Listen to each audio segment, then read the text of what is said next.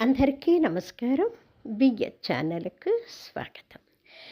గంగాధర హర గౌరి మనోహర శంభో శంకర మహేశ్వర గౌరీదేవి హృదయ విహారీ హాలాహల సంహారీ గంగాధర హర గౌరి మనోహర శంభో శంకర మహేశ్వర త్రిశూలధారీ త్రినేత్రధారీ త్రిజన్మ పాప సంహారీ గంగాధర హర గౌరి మనోహర శంభో శంకర మహేశ్వర నందివాహన నాగభూషణ చంద్రశేఖర జటాధర గంగాధర హర గౌరి మనోహర శంభో శంకర మహేశ్వర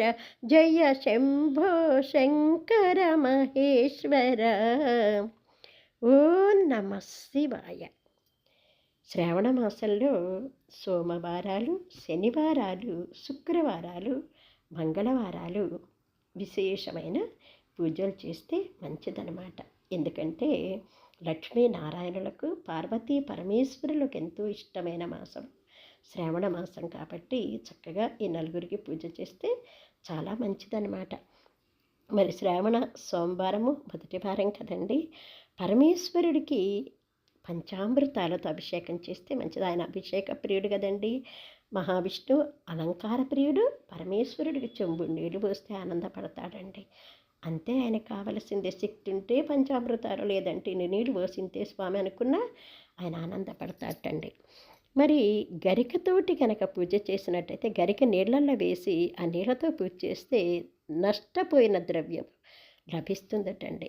ఆవు పాలతోటి కనుక చేస్తే సర్వసౌఖ్యాలు, పెరుగుతో చేశామనుకోండి బలము, ఆరోగ్యము చేకూరుతుంది.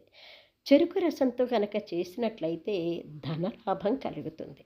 మరి దుఃఖంలో ఉన్నవాళ్ళు చక్కెరతో కనుక అభిషేకం చేసినట్లయితే దుఃఖనాశనము కలుగుతుందన్నమాట. మరి మారేడు దళం అంటే ఆయనకి మహా ఇష్టం కదండి.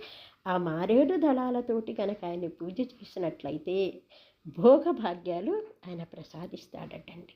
మారేడు దళాన్ని ఇలా బోర్లించి పెడితే ఆయన కనుక తగిలితే చాలటండి, ఐశ్వర్యం ఇచ్చేస్తాట. ఇది నా మాట కాదు సుమి, కోటేశ్వరరావు గారి మాట, చాగంటి వారి మాట అన్నమాట. ఆయన చెప్పారంటే మరి అక్షర సత్యమే కదండి.